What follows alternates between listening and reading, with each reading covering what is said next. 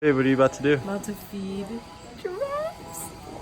Oh Can my you- god. Okay.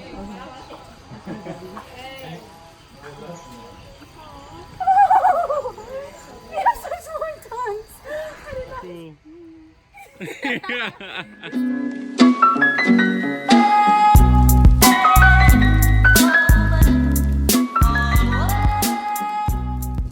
What's up, everybody? So it's been tough to make videos, even like doing this little part that we're doing right here. It's just making videos can be hard because you have to start. And so as we're struggling to make YouTube videos as we're in Thailand, we just want to encourage you guys to just do whatever you've been waiting to do. And don't wait for it to be easy, because most things won't become easy over time. Just do it. It's taken a few takes for us to even record what we're recording right here. And so we're just gonna have to choose one and submit it. So we just encourage you, whatever you're waiting to do, whatever you're waiting, if you're waiting for something to become easy, just do it. Christina. I'm sick right now. I ate some Mexican food yesterday and it was really good. But then after that, I started getting sick. And so right now, it's difficult for me to make this video because I feel just not good. But that's what we get for like only finding one Mexican restaurant here in Thailand. So it's kind of a risk, but so with that, our first week we were planning on it was supposed to just be a honeymoon week, and that's what it was. We were doing like adventures, like waterfalls and some of the other videos you've seen us post, the other two.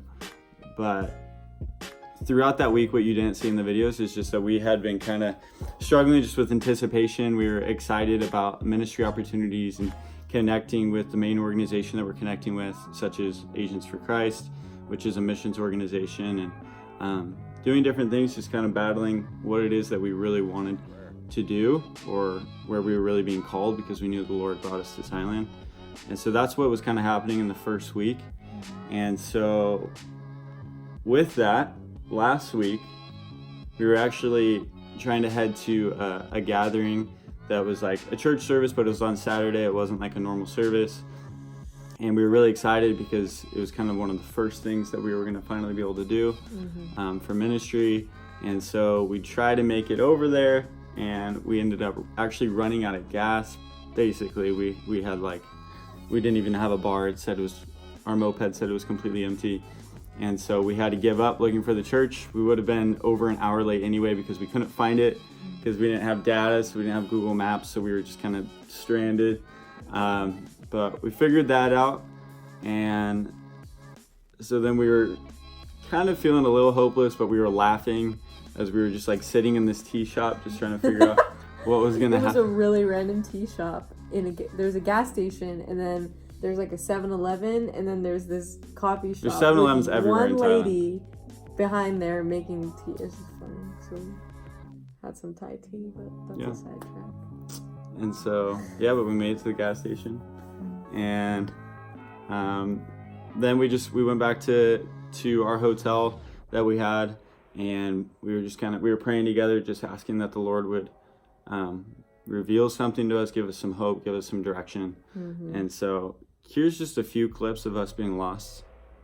Right now we've been looking for our friends, our missionary friends, for like an hour, and we are definitely in the middle of nowhere. You're definitely... Yep. We're going slow on the moped, and We're definitely late to church. we're late to church, but it's not going to stop us. We're going to find it.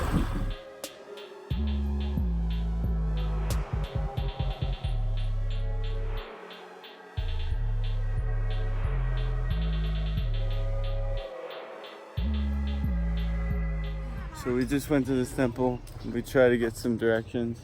They just sent us back. They were really nice, They were nice. but we're more lost now. Yeah, I think we're more lost because she told us to go that way, and then she told us to go that way.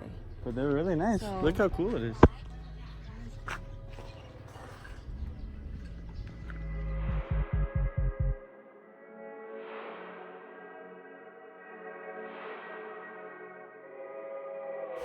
So after driving around for about 2 hours and almost running out of gas, we had like nothing left.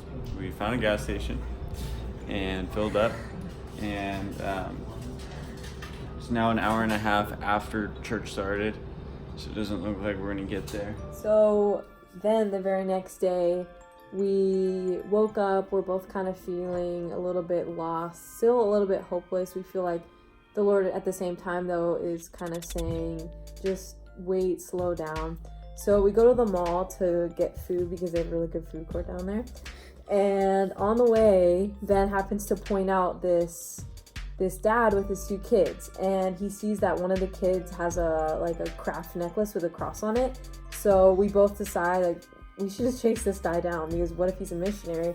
And it turns out that he was, and it was really cool because he was really skeptical about us, but he still got our number, and we felt like we were supposed to talk to him. Yeah, we felt like we were supposed to talk to him, but he was skeptical of us, so we're kind of like, okay, let's see what happens. And he asked for Ben's number, and so we go back and we're kind of thinking, all right, we need to pray about this connection. So we sit on our bed and we're praying, and then we go to sit down to watch Netflix. And then 5 minutes later, this guy texts us and invites us to dinner. Which this is like an hour and a half after we met him. Yeah. And like in our prayer, we were just asking that God would either disconnect us or allow us to communicate with him. And it was like, it felt very, very quickly after. It was 5 minutes or less where they text us. So it definitely felt very intentional and divine. So it was really cool. We got to meet with them and hear about their experience. They were serving as missionaries in China for 10 years. They have a lot of kids, so they're just back to Thailand right now. They had to leave that country for reasons that we won't say to protect them, but it was just really cool to just kind of bring each other this encouragement. Like, they were encouraging us, but it seemed like we were able to encourage them as well. It was also really interesting because we were learning about the way that they were doing missions, where they were working with the underground church in China. And so they came to Thailand so that they can still work in China from Thailand. But that's one way that you can do missions in places like that. But later on, we learned of another way, which we'll talk about a little bit later in this video. And so after we met with those people and we were able to connect just with who they were, now we have that connection, which was really cool. We had a little bit more hope, and eventually we got fully connected with the organization that we came here to be with. They had been busy with some other stuff in Miramar, and so we were finally able to connect with them. And so we had some hope, and so we did a few more adventures just to kind of eat some time away until we kind of jumped into the grind. So we went to the Chiang Mai Zoo, which was really fun. That video feeding a giraffe, that was at the zoo. So cute. And then we also went to a Buddhist temple, which is up on the mountain of Chiang Mai. It's called Doi Sutep. It was really cool. And also on the way down from that mountain, we kind of noticed there was a lot of different stops. So one of the stops, the sign was all in Thai with little English, but we still stopped because we saw some mopeds there, and we figured out it was a waterfall. So that was really fun too. Yeah, so we climbed down there and got to swim in there. And so here's some of that stuff.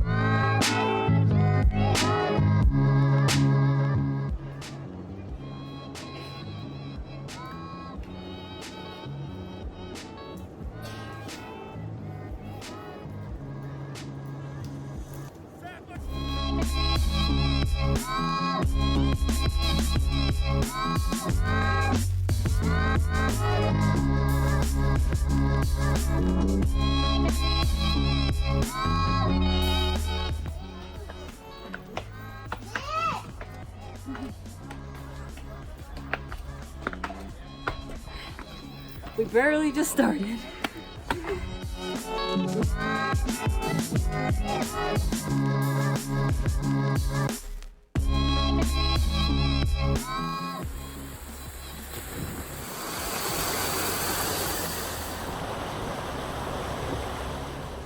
So after all these activities, like I said, we finally got to meet up with the organization, Asians for Christ. And so it's mainly like a family operated missions organization, and it's super cool. Their home is like the headquarters, it's a farm, it's all this stuff. And so we'll tell you about more opportunities in the future on how you could help them. I dropped my ring. So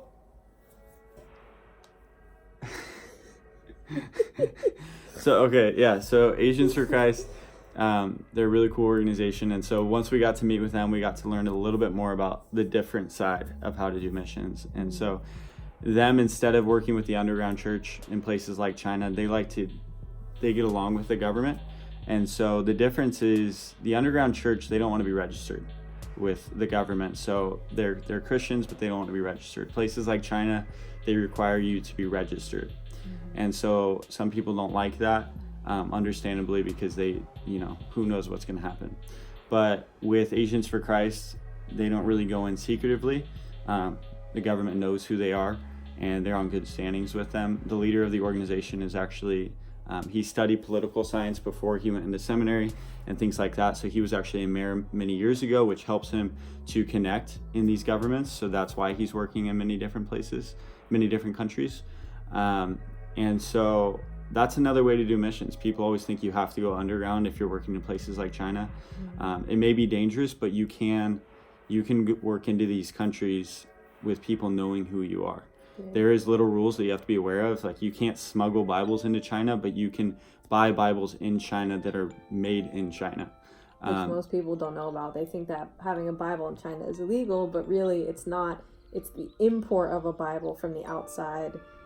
You can print one there. You can't like openly evangelize in China, so that's also like the tough part with just you can't just hand out Bibles, but if people are connecting with you, then that can change the story.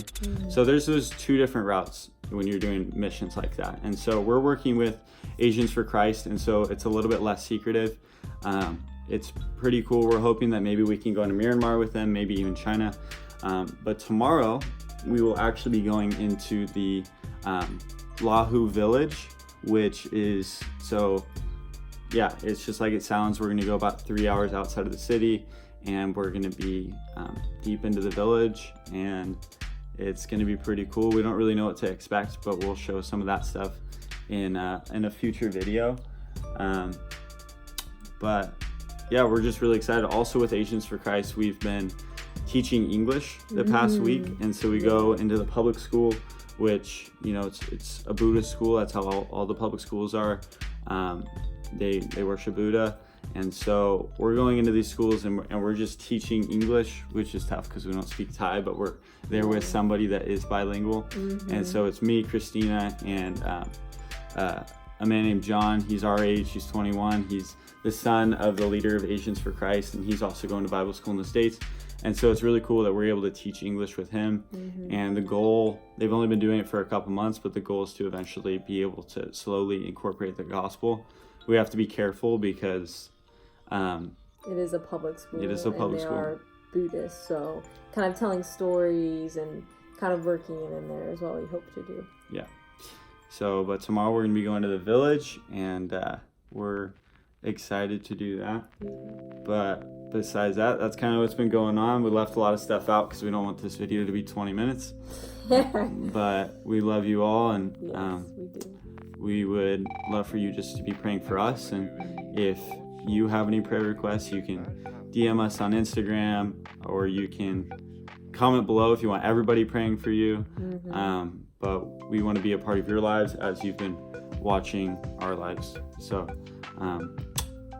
we just pray God's blessing over you guys, and have a great day, week.